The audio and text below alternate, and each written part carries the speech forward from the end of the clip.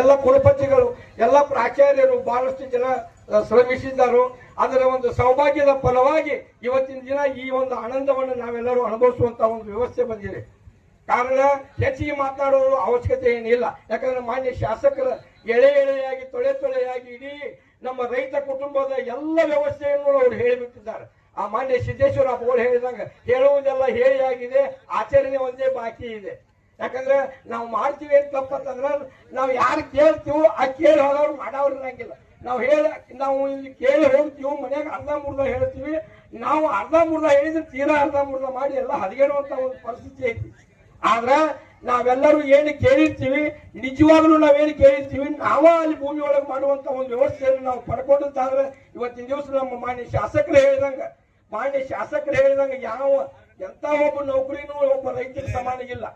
ಎಂತ ಒಬ್ಬ ನೌಕರಿನೂ ರೈತರಿಗೆ ಸಮಾನ ಇಲ್ಲ. ಯಾಕಂದ್ರೆ ಹೆಂಡ್ರ ಮನಿ ಮುಂದೆ, ನಮ್ಮ ಮುಂದೆ ಮಕ್ಕಳ ಮನಿ ಮುಂದೆ, ಅವು ಅಪ್ಪು ಎಲ್ಲರೂ ಮನಿ ಮುಂದೆ ಎಲ್ಲರೂ ಒಟ್ಟಿಗೆ ಇದ್ದು ಜೀವನ ಮಾಡುವಂತ ಯಾವುದೇ ಒಂದು ಉದ್ಯೋಗ ಇದ್ರೆ ಅದು ಒಕ್ಕಲ್ತಾನ. ಎಲ್ಲಾ ಕುಟುಂಬಗಳ ಮನೆಯಲ್ಲಿ ಇದ್ದುಕೊಂಡು ಏನ್ ಮಾಡುದಿದ್ರೆ ಅದು ಒಕ್ಕಲ್ತಾನ ಒಂದ. ಅದನ್ನ ಬಿಟ್ರೆ ನಾವೆಲ್ಲ ಪಾರಾಯಣದಾಗ ಇವತ್ತು ಹೇಳ್ಬೋದು ಅಷ್ಟ.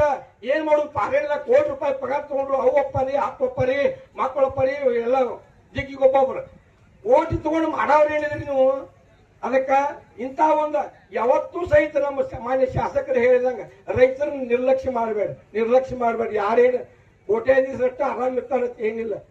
ಉಣ್ಣಾಕ ಉಡಾಕ ಇಟ್ಟಿದ್ರೆ ಸಾಕ. ಅದು ಭಗವಂತನ ಕೃಪಾದಿಂದ ನಾವು ಭೂಮಿ ತಾಯಿಯೊಳಗ ನಿಷ್ಠೆಯಿಂದ ಮಾಡಿದ ಕರೆ ಆದ್ರೆ ನಮ್ಮನ್ನು ಭೂಮಿ ತಾಯಿ ಯಾವತ್ತೂ ಕೈ ಬಿಡೋದಿಲ್ಲ ಅನ್ನುವಂತ ಮಾತನ್ನ ಈ ಸಂದರ್ಭ ಹೇಳ್ತಾ, ಬಹುತೇಕ ನನಗೇನು ಇಲ್ಲಿ ಪಾಳೆ ಸಿಗತೈತಿಲ್ಲ ನಾನು ಅಂದ್ಕೊಂಡಿದ್ದೇ ಇಲ್ಲ.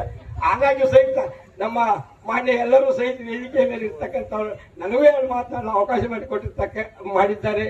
ಮಾನ್ಯ ಶಾಸಕರಿಗೆ, ಅಪ್ಪಾಜಿ ಅವರಿಗೆ, ನಿಮ್ಮೆಲ್ಲರಿಗೂ ವೇದಿಕೆಗೆ ಮತ್ತೊಮ್ಮೆ ನುಡಿಯಾಗಿ ನಿಮ್ಮೆಲ್ಲರಿಗೂ ಸಹಿತ ಮೃಷ್ಟಾನ್ನ ಭೋಜನದ ಒಂದು ವ್ಯವಸ್ಥೆ ಐತಿ. ಇಲ್ಲಿ ತನಕ ಶಾಂತ ರೀತಿಯಿಂದ ಕೂತರಿ. ಈ ವೇದಿಕೆಯ ಕಾರ್ಯಕ್ರಮ ಮುಗಿದ ತನಕ ಎಲ್ಲರೂ ಶಾಂತ ಚಿತ್ತದಿಂದ ಕುಳಿತು ನೀವು ಮೃಷ್ಟಾನ್ನ ಭೋಜನವನ್ನು ಮಾಡಿಕೊಂಡು ಹೋಗಬೇಕು ಅಂತ ಹೇಳಿ ನಾನು ಕಳಕಳಿಯಿಂದ ಬೇಡಿಕೊಂಡು ಮತ್ತೊಮ್ಮೆ ವೇದಿಕೆಗೆ ನಾನು ಅನಂತ ಕೋಟಿ ಅಭಿನಂದನೆಗಳನ್ನು ಸಲ್ಲಿಸ್ತಾ ಧನ್ಯವಾದಗಳು.